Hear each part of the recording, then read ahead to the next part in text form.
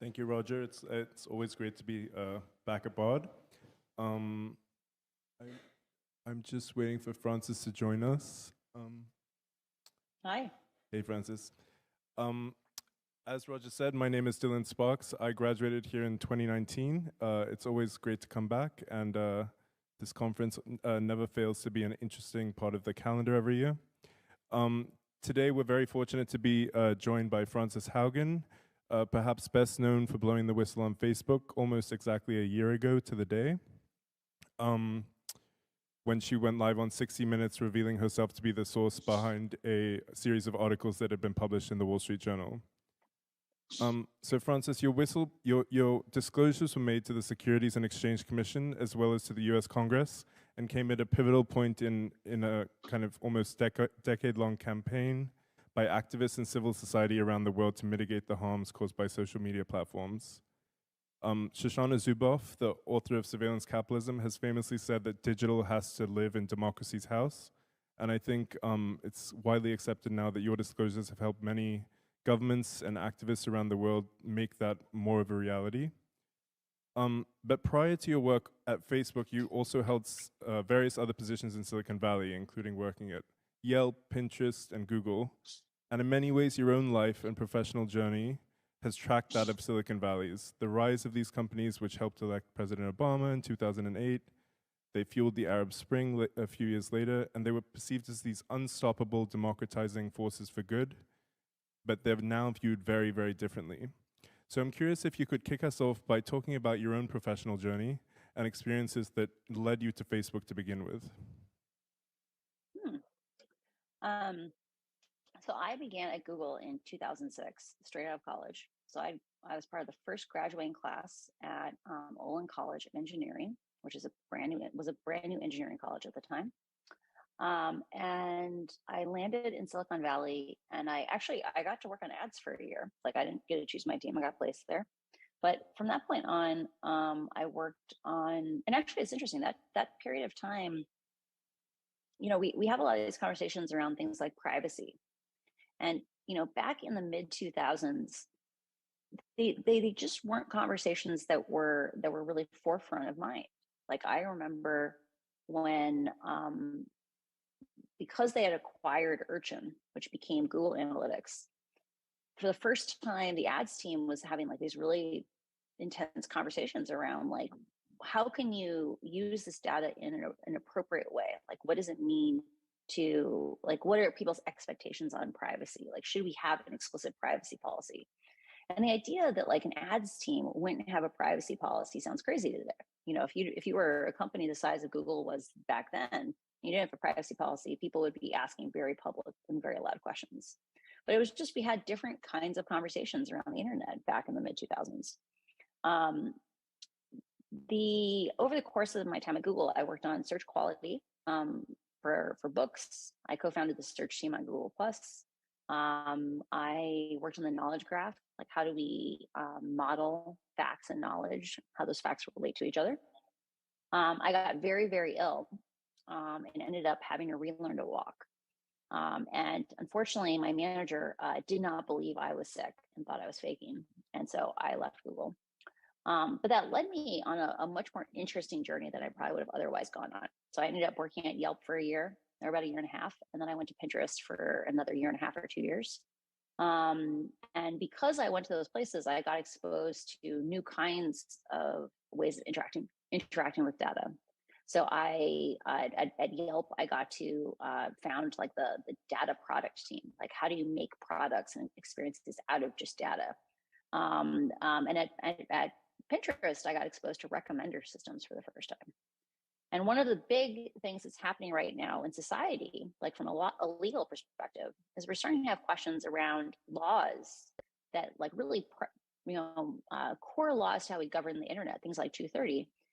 How does something like 230 interact with recommender systems, right? So a recommender system is, instead of like a search engine where you say, I want this, and it comes back with a thing. It, based on a variety of factors, it shows you stuff that you might like. And for context, back in 1996, when Section 230 was written as part of the Online Decency Act,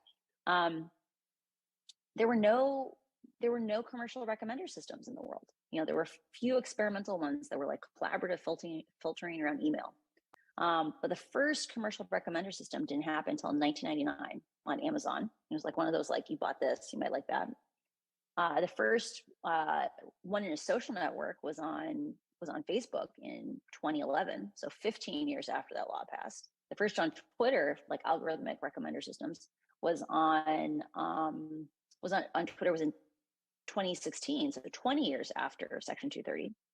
And now we have a case in the Supreme Court, Gonzalez, that's asking the question: how does a recommender system apply versus a blog with comments?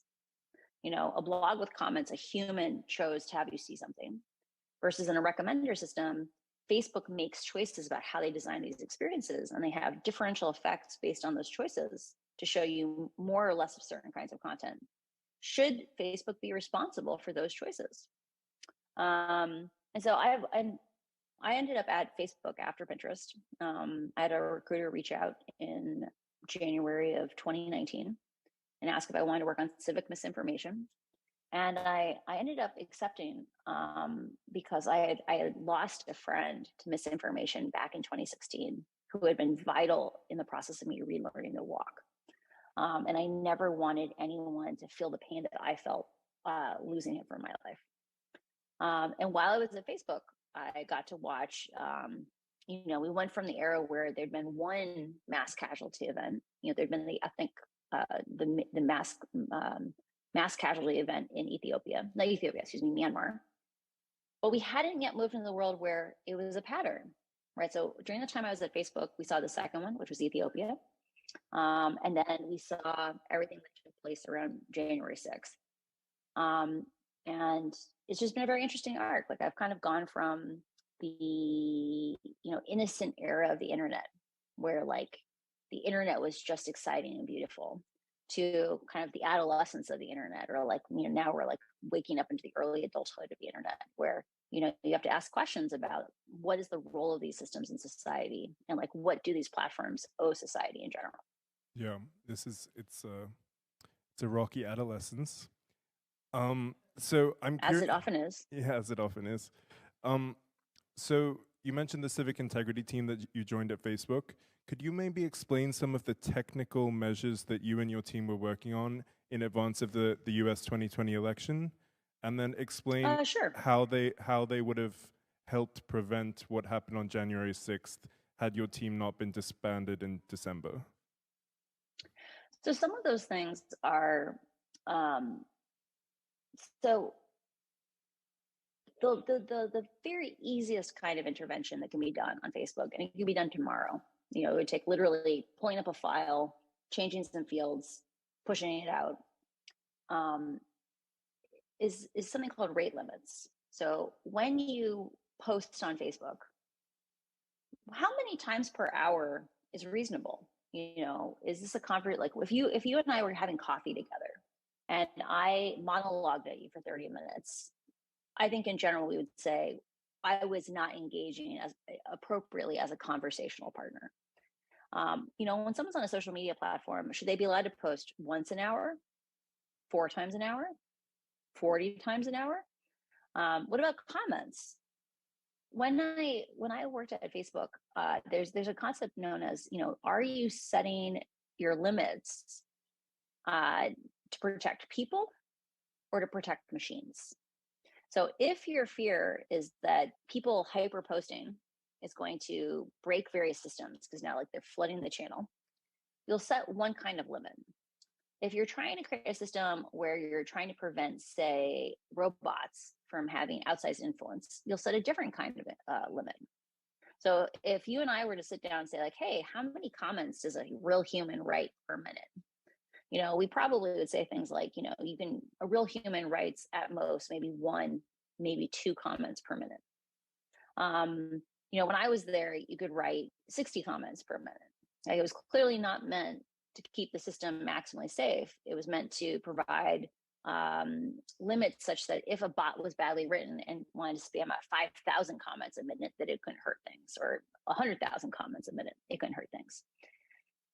In the run up to January 6th, in the run up to the 2020 election in the United States, Facebook came in and set a number of those rate limits to safer positions. So they said things like, when we talk about people inviting people to groups, how many people should you be able to invite to groups in general per day?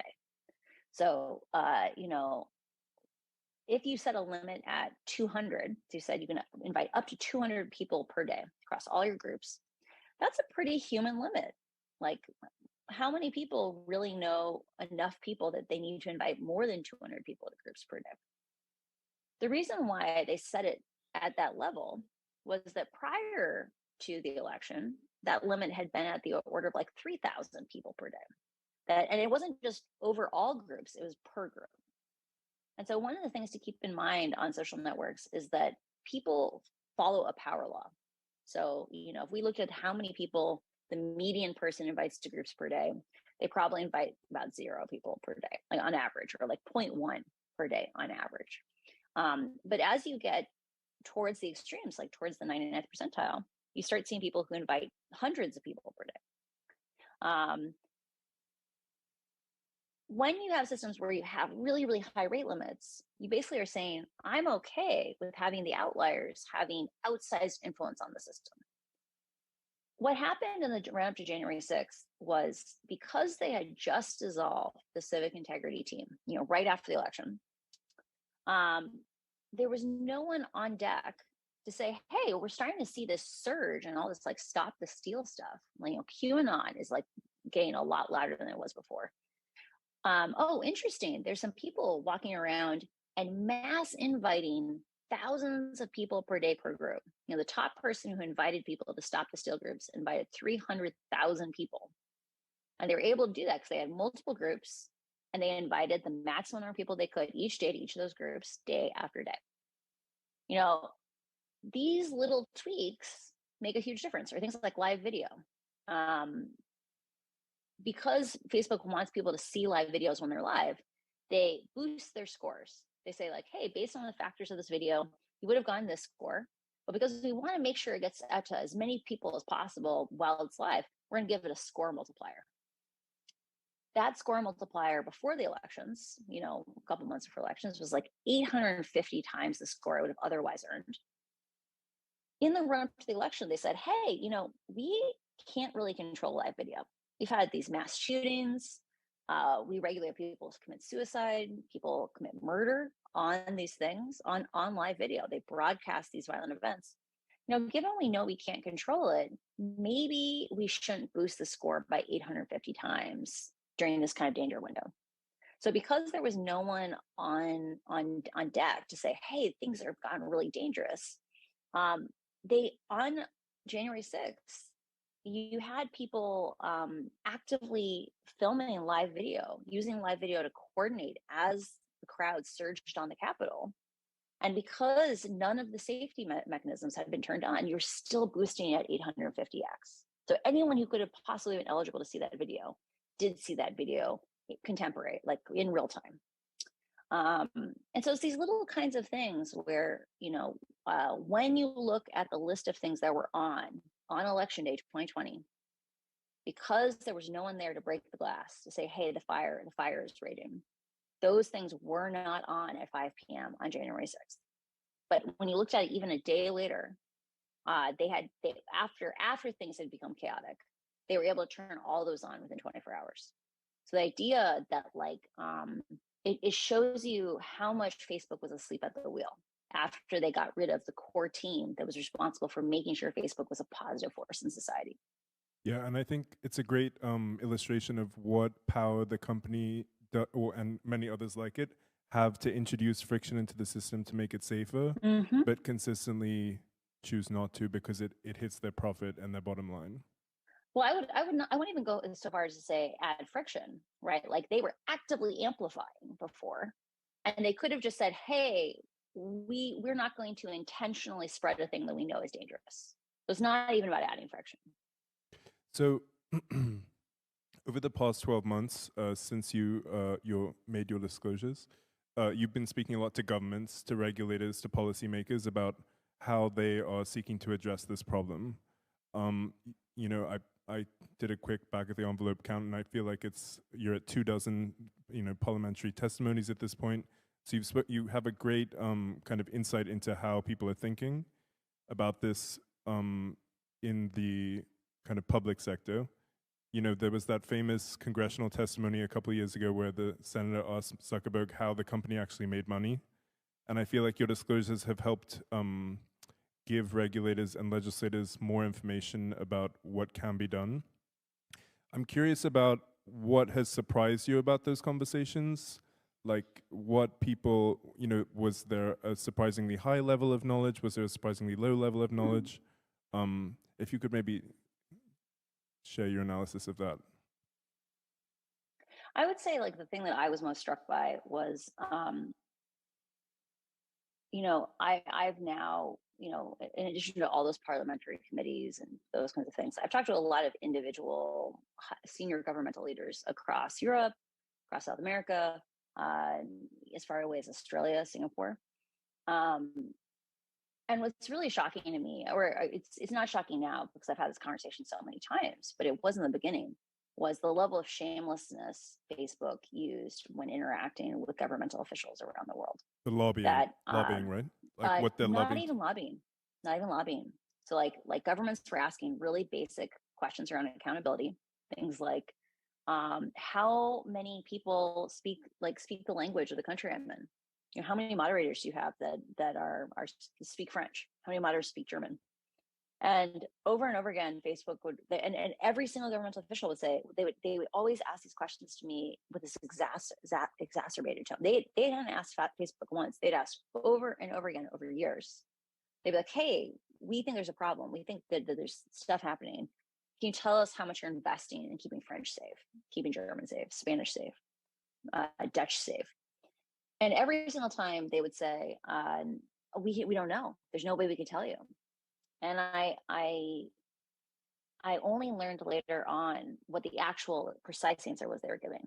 So the answer they would give, I learned this from an attorney, like a federal prosecutor in Brazil. He said, Facebook said, we have no idea what languages our moderators speak. So there is no way for us to tell you how many moderators speak Brazilian Portuguese. And if they had instead asked, hey, how many hours do you have allocated to moderating Brazilian Portuguese? Facebook knows that answer, like it's in a dashboard. But Facebook is very, very, very willing to just like, if you don't ask exactly the precise question, they will just glance off the question. And that level of willingness to mislead, that level of shamelessness in terms of saying like, I don't owe you anything. Right? Like as long as I am not directly lying to you, like lying by omission is not a problem to me. And I found that incredibly shocking, right? Like the idea that there's like no regard that they owe like democratically elected governments the rights to very simple amounts of information. Can you maybe explain to us why it's important to know about how much is being invested in each language? Like what are all languages moderated the same? Like are some languages more safe? So a core part of my criticism of how things are going right now on the social platforms is Facebook has told us for years that the only path forward is through content moderation, right? That when people come and complain about any problem, they'll go, oh, I know, that's so sad. But you know, we have this really hard choice to make. Like you have this hard choice to make. You know, you can be safe or you can be free. You know, you can be safe or you can have freedom of speech. And the thing that they don't tell people is that when you focus on content, which is like a Band-Aid on after the fact, versus designing products to be safe from the start, you have to rebuild those content moderation systems language by language. You know, you don't just because you make English safe doesn't mean you automatically make French safe. You have to go and repeat that investment again in French.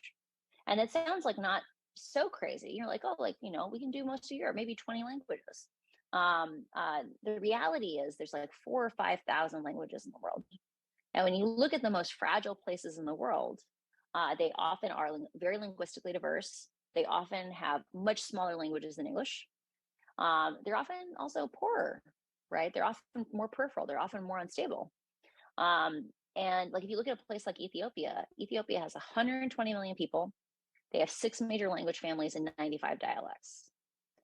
You literally have to retune these safety systems like a hate speech detector. If you're going to bolt on safety after the fact, you have to go and retrain, you have to rebuild that hate speech detector, that content moderation for each of those Ethiopian dialects. And even at the height of the violence, they were only supporting 2 of the 6 language families in Ethiopia. And the reason for that is supporting the 3rd most popular language in Ethiopia is actually more expensive than supporting English, because there's so many fewer trained labelers, like people who actually say like, this is hate speech, this is not hate speech. Like these systems don't scale with linguistic complexity.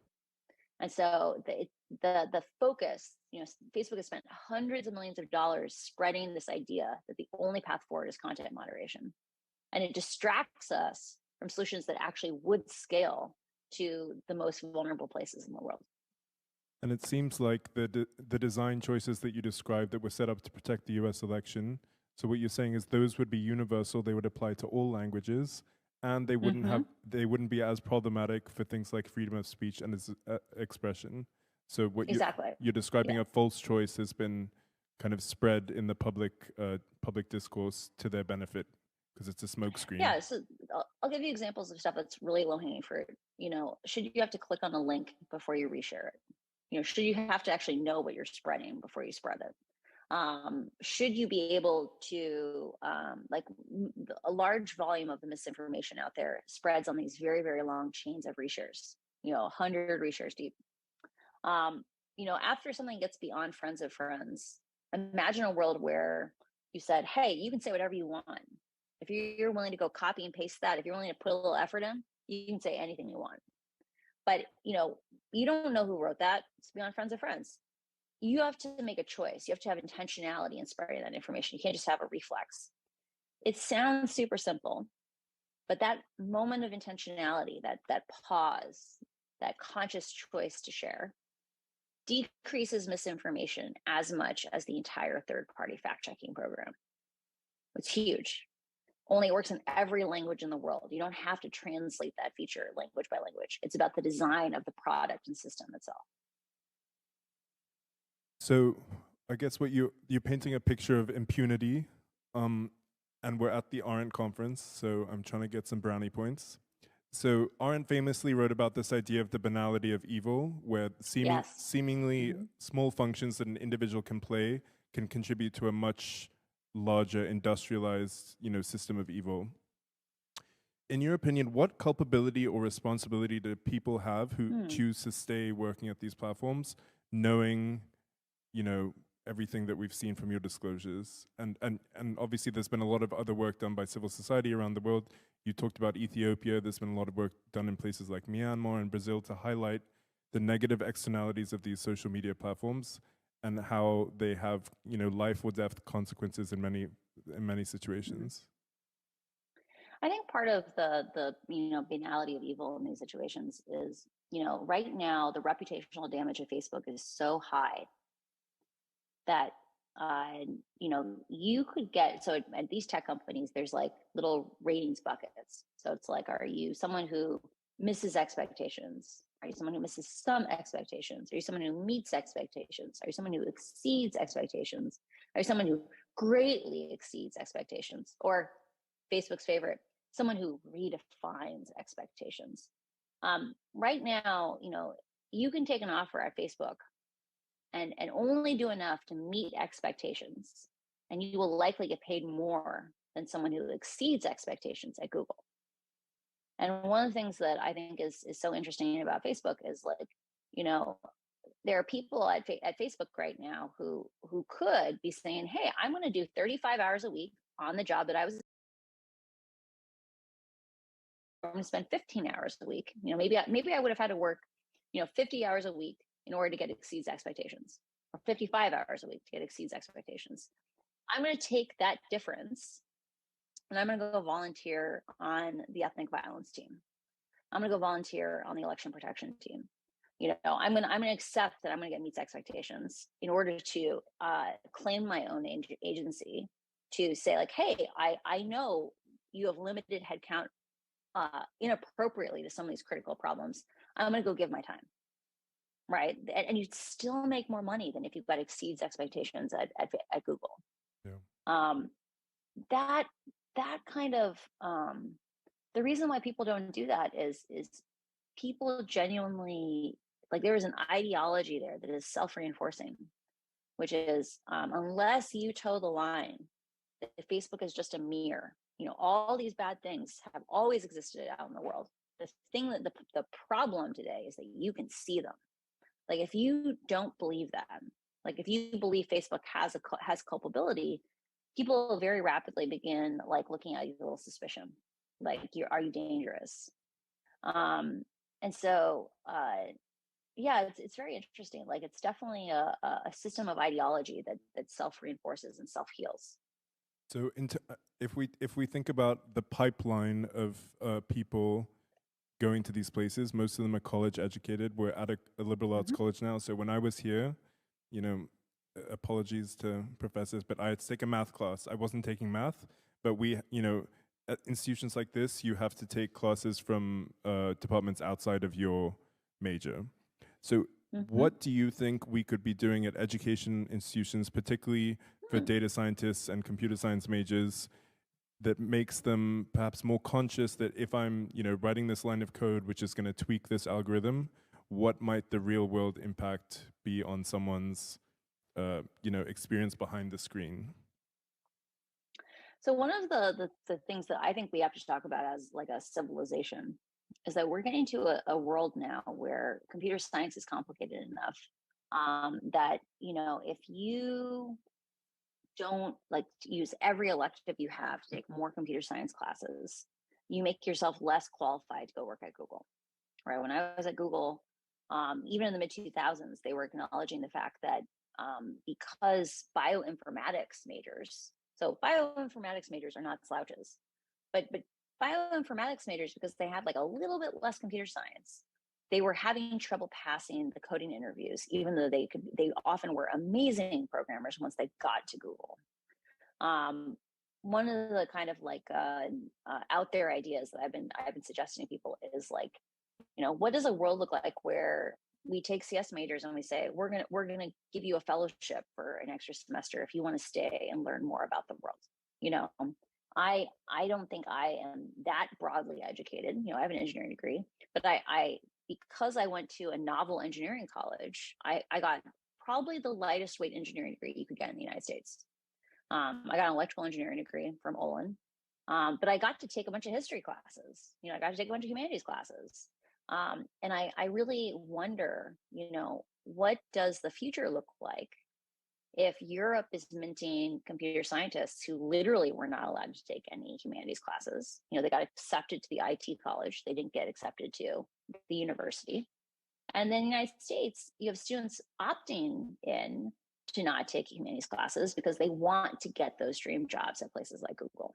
We have to be having conversations around like, how do we either continue to reach out to computer scientists over their 20s and say, hey, your education is not over, right? You graduated from college, but like there's a bunch more about the world that you need to learn if you want to be a safe contributor.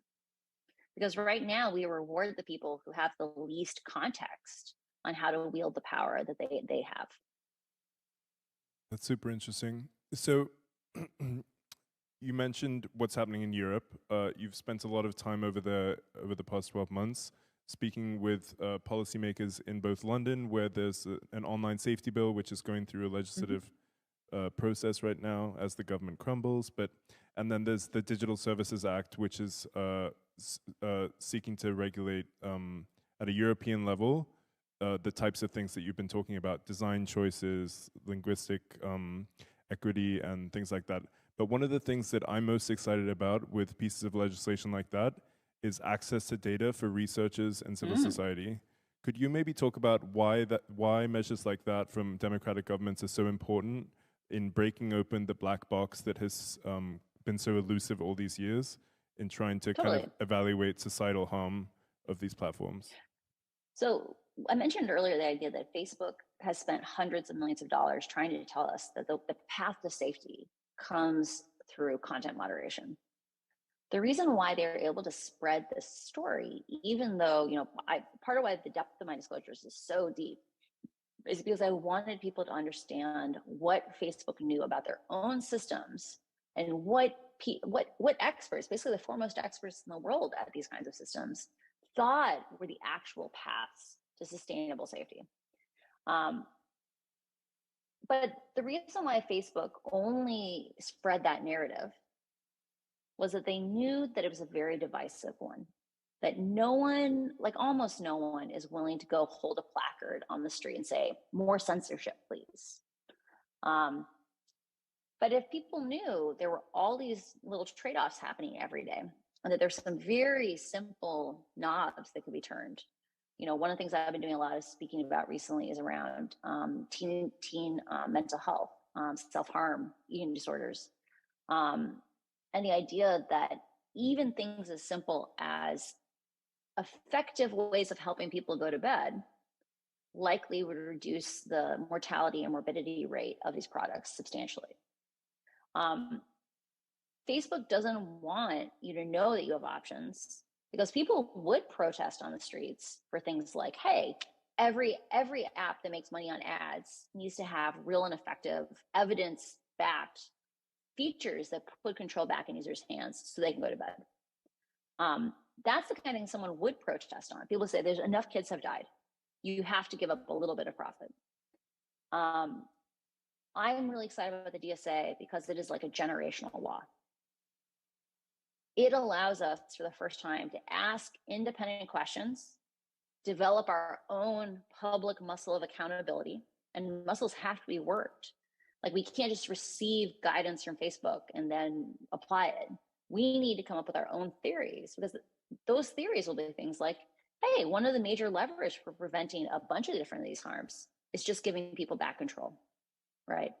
I am really, really hopeful that we are on kind of a nascent edge of a field where maybe 5 years from now, students sitting in the seats in the auditorium right now are going to be, instead of taking a math class and studying calculus or differential equations, that they might take a class in the physics of social networks because they could learn a lot of those same quantitative concepts. They could learn about differential equations. They could learn about mathematical modeling or about how different kinds of systems cause different kinds of patterns, how to analyze data. Right now, there are hundreds of people in the world who really at an in-depth level understand how the product design choices and the algorithms all interact together to lead or avoid away from these social harms. I really think we have to develop a new field of study that's not just about researchers and civil society people. It's about teaching like a broad set of the public intuition on how these systems work, because our democracy is moving ever more online.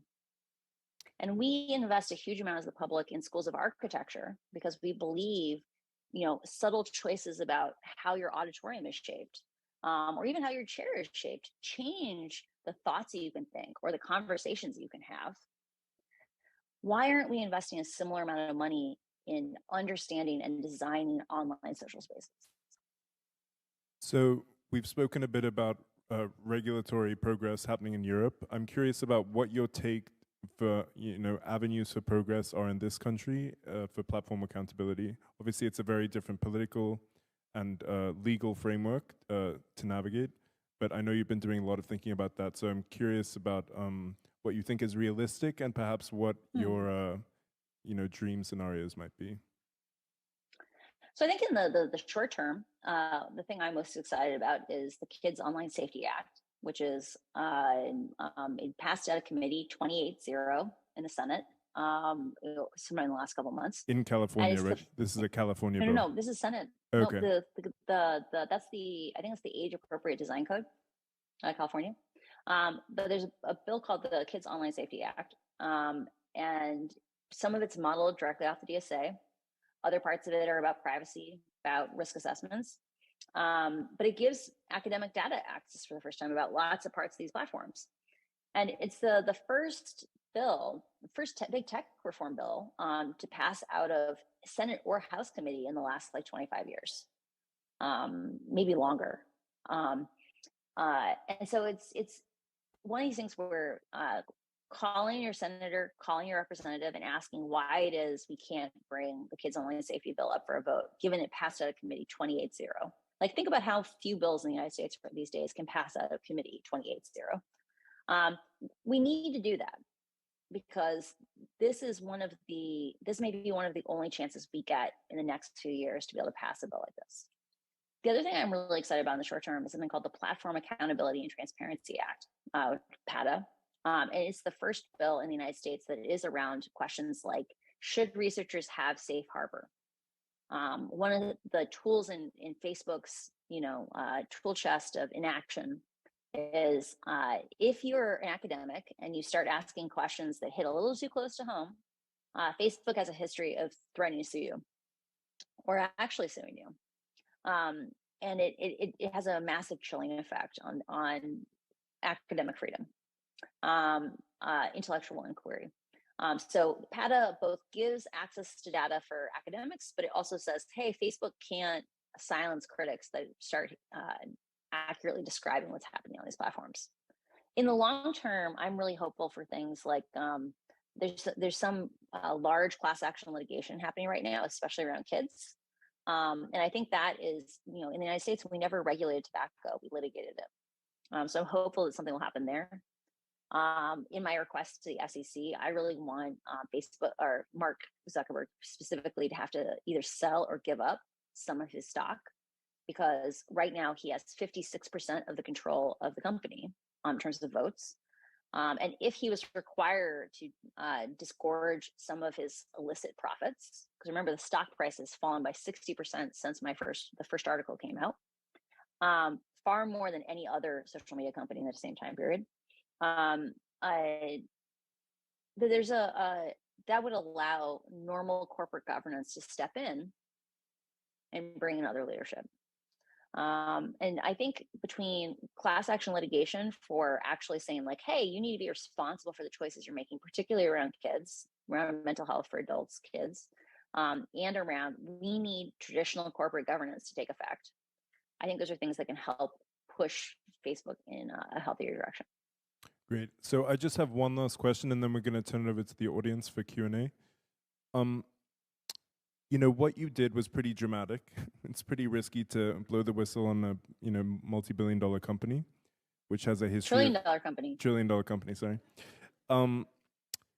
Not everyone would be in a position to do that or would choose to do that. What other types of things or systems or avenues should we be thinking about in, this sector? It could be, obviously applied to other sectors, but is there, different things that people could be doing from inside the companies that don't involve, risking going to jail for 30 years? Well, just to make sure everyone knows, you cannot sign a contract in the United States that prohibits you from giving to Congress information that you believe Congress needs in order to do its constitutional duties of oversight and governance, period. There is no risk giving information to Congress if you believe Congress needs it in order to govern. So just take that, put it in the back of your mind in case you ever come into trouble. If you work for a public company, you can also always give things to the SEC, and you don't just get safe harbor, you get whistleblower protections. I was not aware of these things until I got to talk to a lawyer. So I always try to spread the gospel a little louder. The second thing is we need to start thinking about the concept of whistleblowing more holistically. For every whistleblower like me, where you think of them as a named whistleblower, there's hundreds, if not 1,000, as many quiet whistleblowers. So these are people who talk to an ombudsman in their company. They skip over the level of their boss, maybe 2 levels above their boss to raise an issue. Maybe they pass documents to a journalist. You don't have constitutional protections for those, but that's a different issue. But you can do it in subtle ways. Talking to, you don't have to be a visible whistleblower to make a huge difference.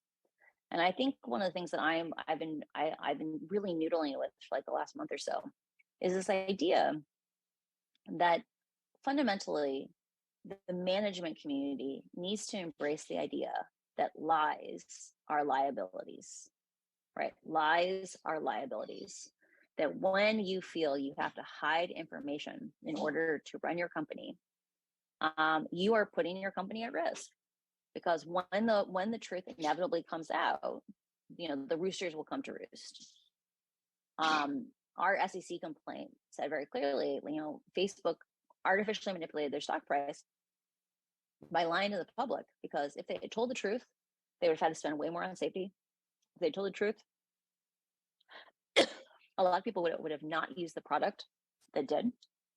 If they told the truth, advertisers would not have advertised who did. All these things allow them to have an artificially high stock price. The secondary thing, though, is not just this lies or liabilities thing. It's that if you want to have highly performant companies, you need to have spaces where people feel that they can talk about the truth. I look at what's happening right now on Instagram. So namely that,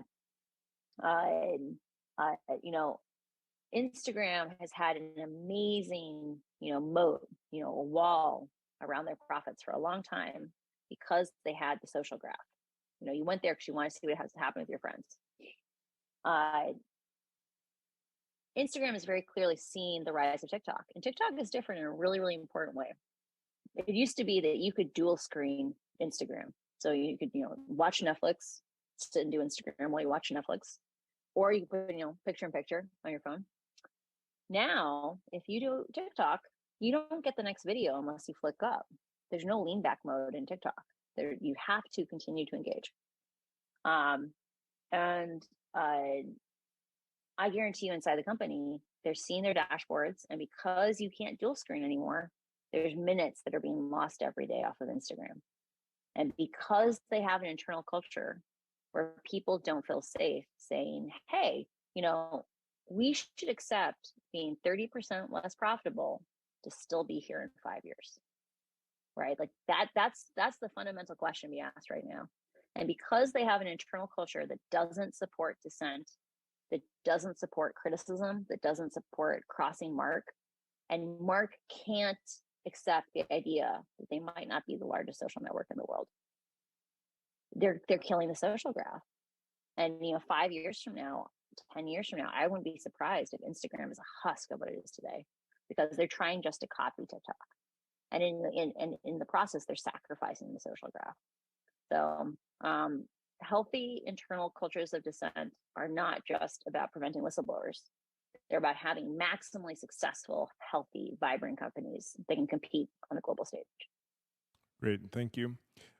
It's been great, Francis. We're going to now turn over to some audience questions. We have 2 mics at the front, and we have some time.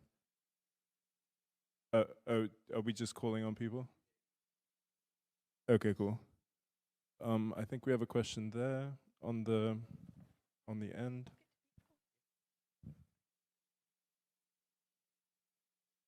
There was a request if people could take their masks off to ask the question so other audience members can hear properly. Thank you. It's Emma Bryant here. I was involved in exposing Cambridge Analytica a few years ago.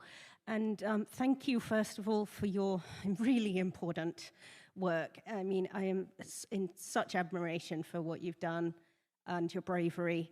I wanted to comment on the journey that this is Facebook has gone through, and the optimism that I watched your testimony and so on. You actually were quite optimistic about Facebook and fixing it and trying to make things better. You seem to be a believer in this vision anyway. You've just talked about how they have, told lie after lie after lie, which we know. And you also talked about this broken organizational culture. Organizational cultures are not something that's easy to fix. And I wanted to ask, how can we ever trust, even if we, see some evidence that they are making some improvements with this tweak here, that tweak there, and so on. How can we ever trust them, ever, into the future? And how do you reform such a... I think there's two questions in there. So I'm gonna ask I'm gonna ask myself an implicit question you asked, which was, I think you were expressing some bafflement that I could say all these negative things and still be optimistic about Facebook changing. And I want to be really clear. The reason why I talk about, like, I'm so relentless on it. We have to save Facebook. Like, we have to do whatever we can to get Mark out. We have to do whatever we can to save this company. Is Facebook dug a really, really dangerous hole for us. They went into some of the most fragile places in the world, and they said, hey, if you use Facebook's products, your data is free. If you use anything else on the open web, you have to pay for it. And as a result, the internet converged onto Facebook in those countries. Now, there's 1 billion or 1.5 billion users in the world for whom Facebook equals the internet. This is like the core thing I've been repeating for a year. Facebook equals the internet for at least 1 billion, 1.5 billion internet users who live in countries with 3 or 4 billion people. Network effects are real. It doesn't really matter how much Facebook kind of falls apart, degrades over the next 5 years. It is very, very likely Facebook will still be the internet because of those network effects 5 years from now in those places. And those places get the least security, the least safety features. They get the least investment. It's extremely dangerous. I keep pushing for, we have to save Facebook because we cannot leave those people behind. Like, we have seen two ethnic violence incidences, and we should expect to see more.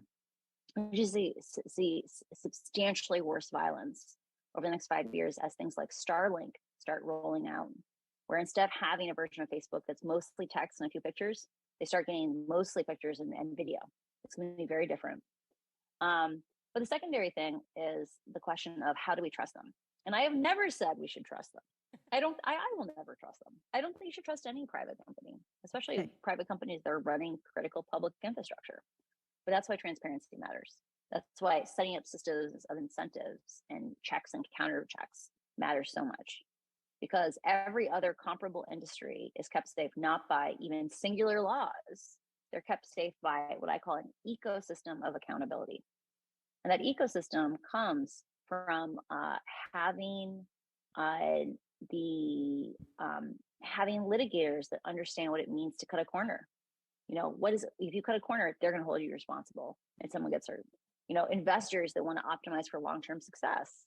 There's a lot of major Facebook stockholders right now who are like, God, we did not realize how much liabilities were on the books. We don't even know what questions to ask. That was intentional. They kept the information back because they didn't want people second guessing them. You know, it's concerned citizens that understand what's possible because, you know, like I said before, no one wants to march on the street for more censorship. But, you know, if you could have a list of 5 things that could lower the teen suicide rate that's attributable to social media by 90%, do you think people would march on the street for those? Probably. At least the parents of kids who died would. Their friends and family would. And so it's one of these things where I don't think you should trust them, but that's why we need to change the incentives and the rules. And I believe, because we've seen it before, cars used to be way more dangerous than they are today. The fatality rate for cars used to be about 3.5 times as high as it is today, back in 1965. And a single person played an instrumental role in changing them. So Ralph Nader read through 100 pending court cases on one car, the Corvair. And he said, you know, this is not a question of bad drivers or a particularly dangerous stretch of road, bad weather that day. This is about a system of development, a system of opacity, a system that values growth and sales over safety, where they've hidden critical information from the public for years. Like, this is a pattern of behavior. This is a system problem, kind of like Facebook. And once that book came out, we founded the Department of Transportation. Within a year after that, we got our first seatbelt laws in the United States, saying every car has to have a seatbelt. The world can change. The world can change in really profound ways. And I believe, given every single time before, like every time we've invented a new form of media, it's been incredibly disruptive. A lot of people died every single time before. A lot more people are going to die. I know it's kind of a downer. It's going to get a lot worse before it gets better. But every single time before, we have figured out how to live with these new communication mediums, be it printing press, newspapers, telegraph, radio, doesn't matter. We figure it out. And we're going to figure it out again. But we have to do the work to actually push it through. I do hope you're right. Thank you. That was a really helpful explanation. Hi, thank you again just so much, and also for doing the work to tell us more about what we're allowed to do in terms of whistleblowing. I was really struck by the end of this conversation about, first, the conversation about the culture within Facebook seems reminiscent of the culture within NASA around the time of the Challenger disaster, and then also the Columbia, where there was that culture of not being able to say this is wrong, or not knowing where to go if you saw kind of the limit testing, the norm testing, and where you become, what is it? It's you become numb to deviancy. But I was also struck by the fact that it seems like we have the tools already in place to fix so many of these problems, right? That we can insert some of that friction back, or reduce some of the forceful pushing forward. And if you could say something, do you think that's related to that corporate culture? Is it something about tech that makes us want to find new answers as opposed to implement the old ones? If that makes sense? I think it's a question around transparency and externalities. So right now, the only metrics that Facebook has to report out of the company are things like how many users do they have, how many new users do they have, how much consumption did those users do, how much ads revenue came in from those users. You know, those are the kinds of things that Facebook knows is going to have to like stand up and say truthfully with the highest degree of accuracy they can every quarter. All the externalities that paid for those numbers are invisible. You know, they have a transparency center, which is like one of my favorite works of art. You know, I really want to start doing YouTube videos where I'm like, let's look at this graph. What is it trying to say? Was it effective in how it used technique? You know, like they're not truthful communication. They're persuasive. They're quantitative persuasion, right? So part of it is that we have to actually make the externalities visible. I'll give you an example. Every single major advertising driven product on the internet has an estimated age for every user, because enough adults lie about their age that if you want to effectively target, you know, a 40th birthday vacation trip to someone, you need to have an estimated age for them. And the reality is, between our friends, between the content we engage with, between how we behave, how we hold our phones, a variety of things, how we move our mice, they know how old you are within half a year. Like, you can't hide online. We give so much data, and there's so many little tweaks that we can figure out. Let's imagine Facebook had to publish of the people it believes are 14 years old. How many of those 14-year-olds were on the platform a year ago when they were 13, 2 years ago when they were 12, 3 years ago when they were 11, 4 years ago when they were 10? Like, imagine they had to publish that data every week or every month. They would work a lot harder to get under 13-year-olds off these platforms. So it's those kinds of things where we have to think about, like, what is the minimum amount of data that these platforms must show to the public, such that we can monitor the externalities and see if they're actually working hard enough to drive those costs down, to stop offloading them onto the public.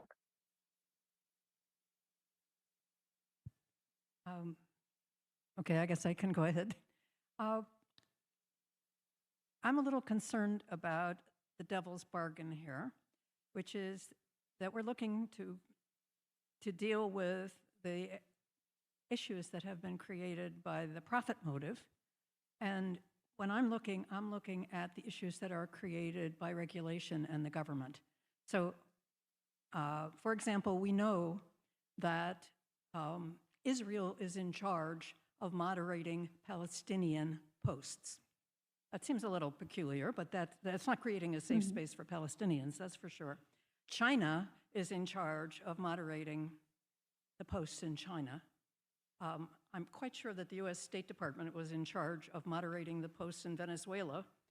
And so as I say, when you think about the tool, and we're the person who has, the entity that has no power is the public.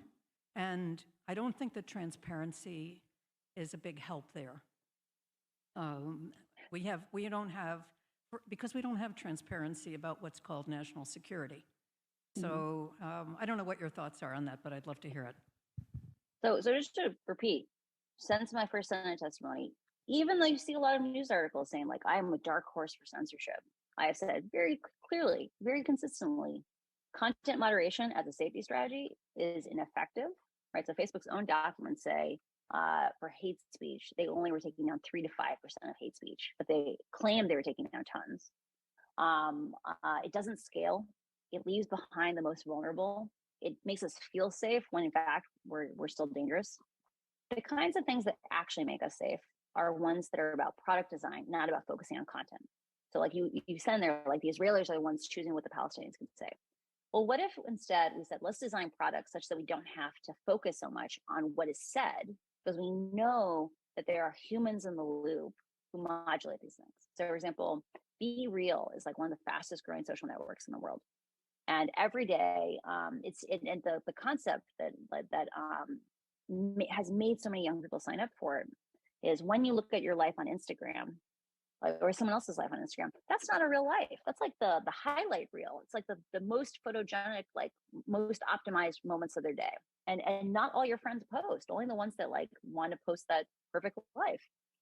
Be Real says, we're going to send you a notification at some time of day, and you're going to have 2 minutes to post a photo simultaneously of your face and of what's around you.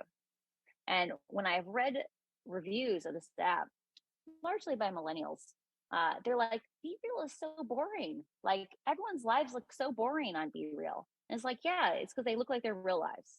Like you don't have to feel insecure about your life because like it doesn't stack up to this beautiful Instagram thing. But it's interesting. The app wasn't designed because they were like, we need to make an app that's hard to spread misinformation on.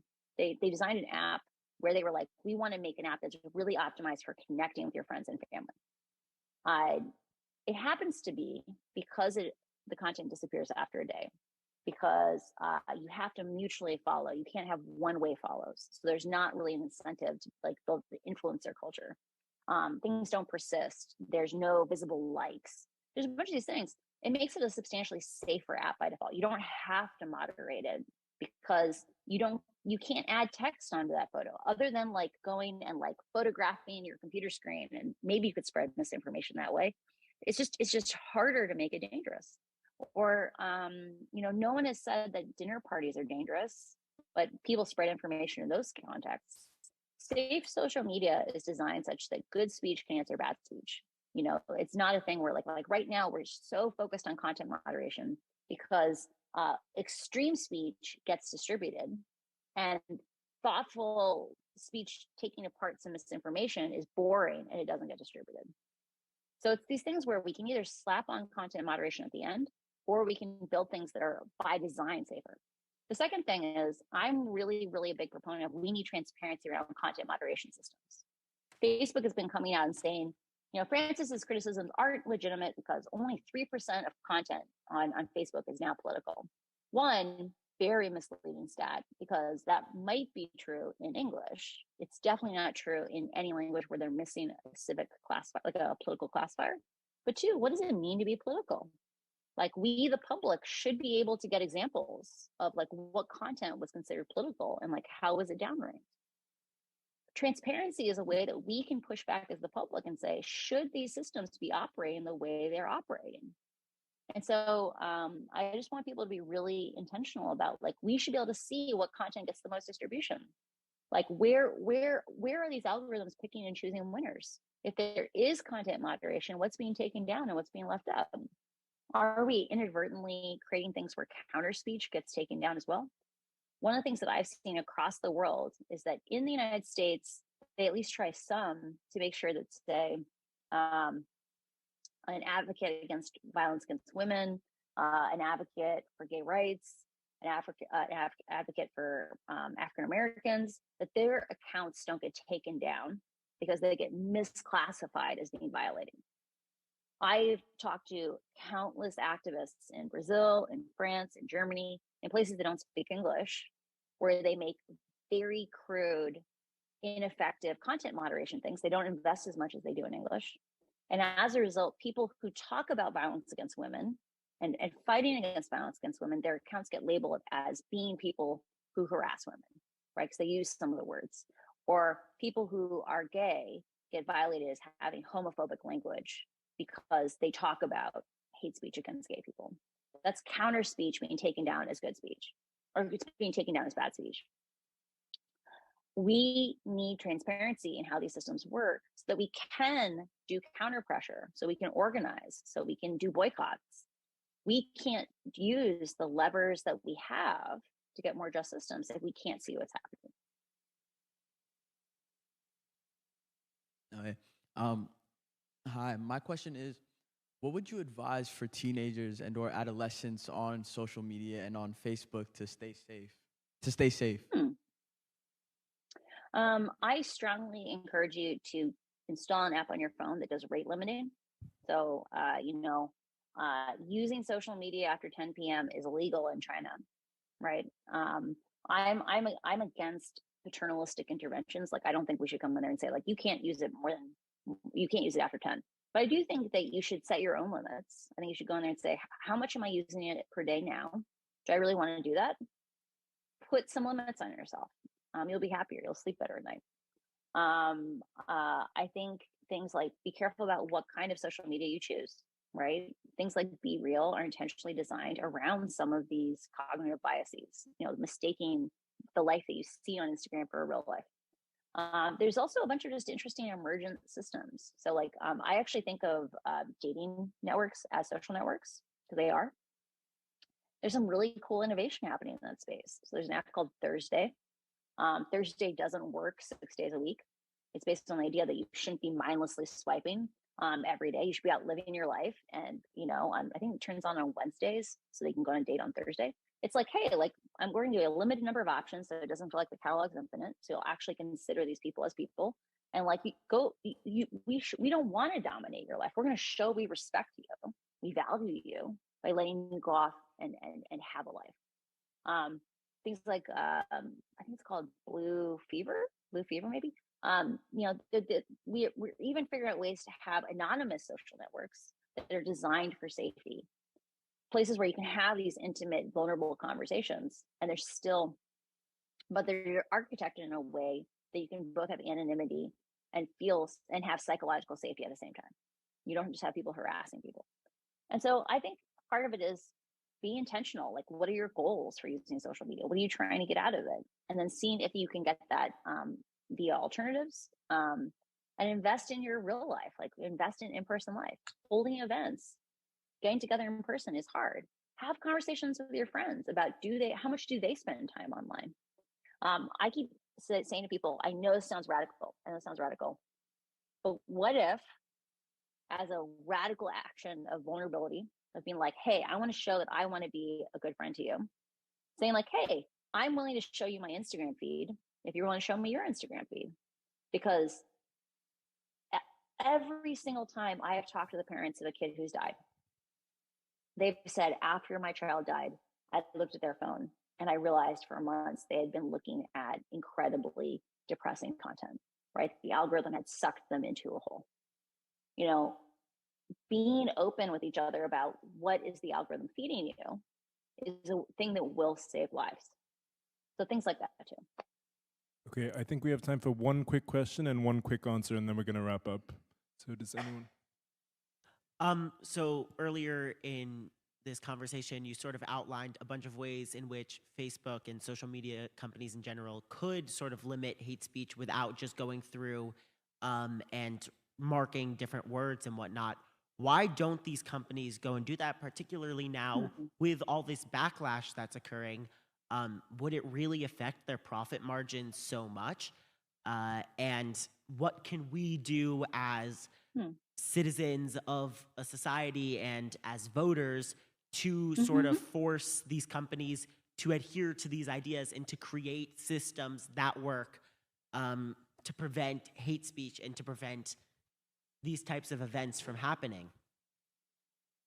So step one, take out your phone, write to your representative and say, we need to pass COSA, Kids Online Safety Act, and we need to pass PATA, Platform Accountability and Transparency Act. Now, these are low-hanging fruit. We desperately need the ability to see what's happening on these platforms so that we can build a larger conversation on like, where do we go from there?